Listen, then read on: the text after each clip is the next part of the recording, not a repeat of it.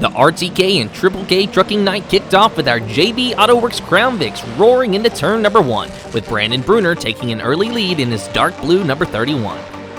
The car owner Tyler Conway in the 24 would make aggressive moves using his bumper again, and again over multiple laps before both JB Auto Works cars were synchronized spinning through turn 1. Conway had another look through 3 and 4, but lost control of the car and spun out on his own. The restart saw Brandon Bruner leading exit 50 Motorsports' Keith McMurray in the number 288, who tangled with Conway out of turn 2.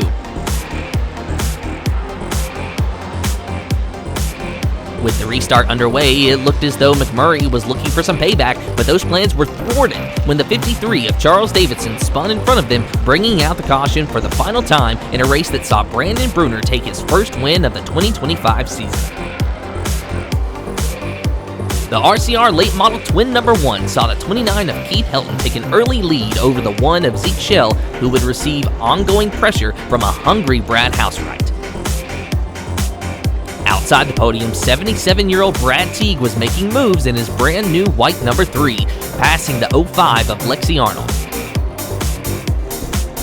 Meanwhile, at the front, Shell and Housewright worked together to catch and pressure Helton for the lead, but the caution would come out when the number 98 of Matt Ford spun in turn 2, setting us up for an aggressive restart with Zeke Shell making contact with the 29, a move Helton did not think highly of as he voiced his displeasure in turn 4.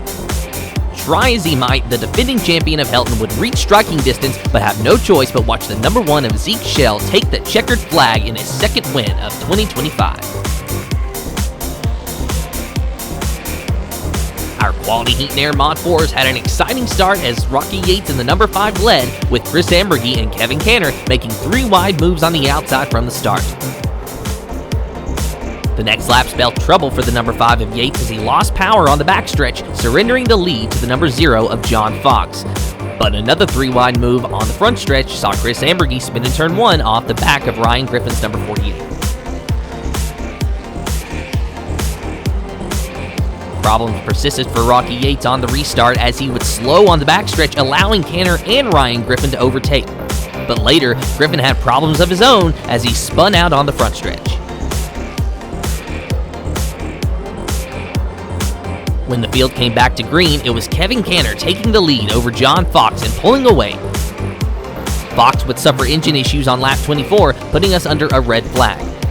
On the restart, Canner's number 3 and Ambergy's 17 raced side by side, a battle that would continue for most of the race. Coming to the white flag, Canner took the lead only for Ambergy to cross over and get underneath him in the next corner, but the momentum on the outside would carry Canner to the lead and the checkered flag.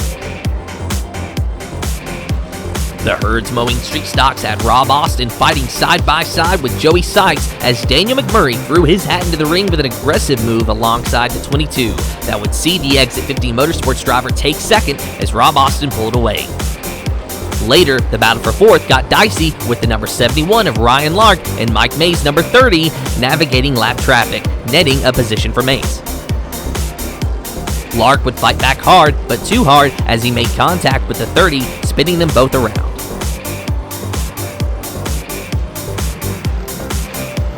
Austin easily retained the lead over McMurray, who would drop back and get the bumper from Joey Sykes, losing the second position as he gave some payback. But the caution would fly again, this time for the number 8 of Austin Franklin. The next restart was deja vu with Austin leading and McMurray losing out to Joey Sykes in a race that would see Rob Austin take the victory. The second twin for the RCR late models had chaos unfold almost immediately when a 4-wide problem collected multiple cars and sent Keith Helton to the pits, ending his night. They were 2x2 for the first official lap as Bruce Crumbley's number 33 led over the 88 of Housewright, with Brad Teague and Alex Miller fighting for 3rd. Crumbley would pull away from all 3 cars as Zeke Shell joined the mix, putting the top 5 under a blanket. Shell would follow Housewright around the outside before pressuring him for second place, getting alongside the 88 before the caution flew for the number 12 of Scott Salmons. Zeke Shell lined up on the outside for the restart and would take the lead from Crumbly, but not without a fight from the 33, who would later face pressure from the battling cars of Alex Miller and Brad Housewright. The 88 would quickly find the advantage and move by both the 37 and 33 for second. This allowed Zeke Shell to pull away from the pack, but the real story was Brad Teague, who found himself in a multi-lap side-by-side battle with the 37 of Alex Miller. But experience triumphed as Brad Teague took the final podium spot while Zeke Shell went on to sweep the night.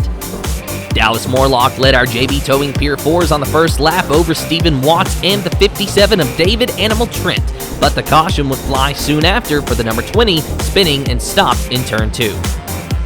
The restart had much of the same, with Morlock and Watts leading the charge. Further back, Kenny Absher in his return to the concrete jungle battles Chad Jeffers in the number 38 as the leaders navigate lap traffic. Over the next few laps, Watts would challenge Morlock for the lead, matching his door multiple times before taking the lead. Morlock would cross over underneath Watts, however, nearly snatching the lead back before having to check up for lap traffic, giving Watts the advantage. As the two cars continued to dominate the race, lap traffic would play a factor once again, but Stephen Watts, number 05, navigates a sea of cars to win his second race of the 2025 season.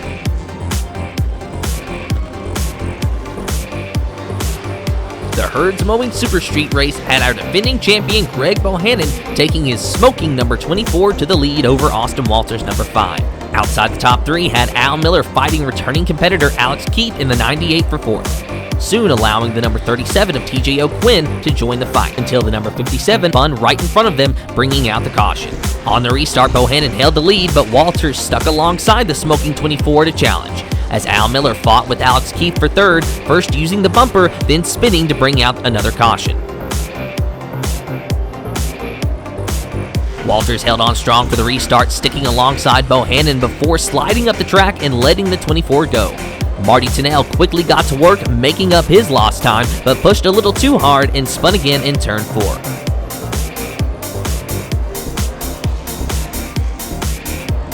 The race barely had a chance to restart when trouble reared its ugly head again, with the 37 spinning in the first corner.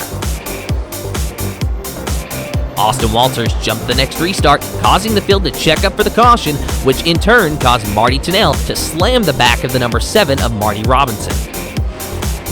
Bohannon continued to lead on the restart, but as the smoke bellowing from the car progressively got worse, he would lose the lead to Austin Walters before bringing his car to a halt and ending his night in the pits.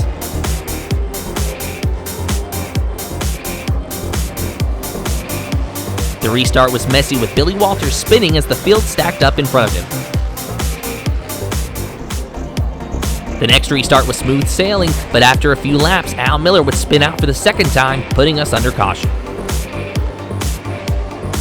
With Marty Robinson taking the outside pole for the restart, he quickly found himself under pressure from a rebounding Marty Tennell, losing 2 spots in one corner. Austin Walters would extend his lead, but surrender the gap when Al Miller spun for his 3rd time. With 4 cars remaining, Walters and Tennell battled for the lead, with the 5 eventually taking the point in a race that seemed like a victory until, with a few laps to go, the number 5 lost power and the lead out of turn 2. With the race now in control of Marty Tennell, the caution would fly one more time when Alex Keith spun, ending the race on a time limit, giving the win to Marty Tennell.